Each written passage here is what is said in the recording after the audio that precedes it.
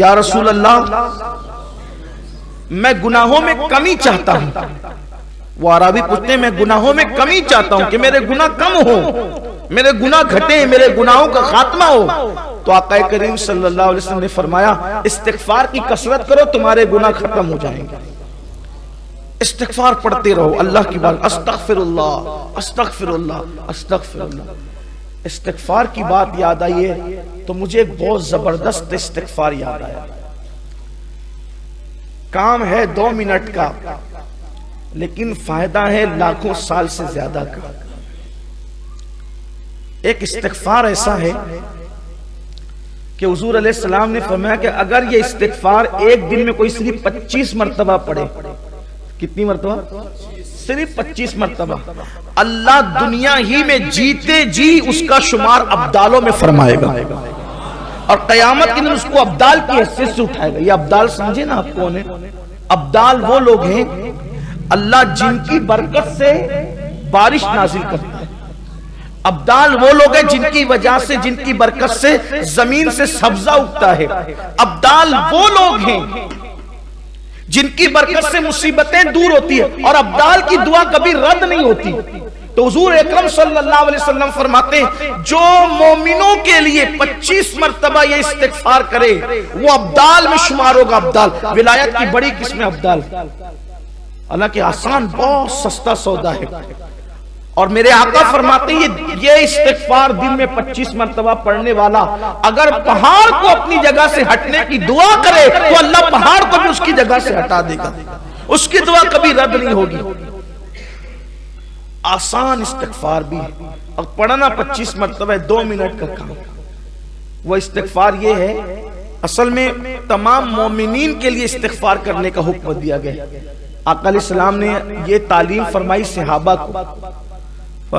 استغفر اللہ لی ولی والدی ولی جمیع المسلمین والمسلمات والمؤمنین والمؤمنات الاحیاء منہم والاموات.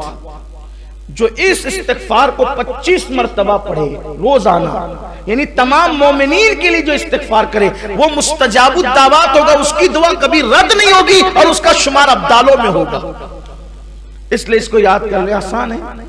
استغفر اللہ لی ولی والدی ولی جمیع المسلمین والمسلمات والمؤمنین والمؤمنات الاحیاء منہم والاموات.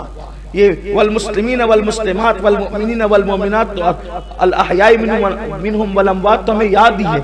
پڑھتے تو ہیں نا ہم لوگ اس کو تحیات شریف میں پڑھتے ہی تو یہ تو یاد ہے سب کو. بس اتنا پڑھنا ہے استغفر اللہ لی ولی والدی ولی جمیع المسلمین. یہ اتنا اس میں ایڈ کر دینا ہے. اس کا مطلب یہ ہوا استغفر اللہ لی اللہ مجھے بخش دے میری مغفرت فرما دے.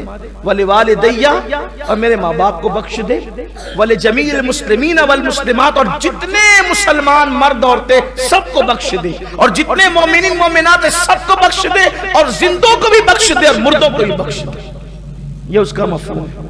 25 بار پڑھے. استغفار کی کثرت کرو. اور استغفار کی کثرت صرف گناہوں کو مٹاتی نہیں ہے.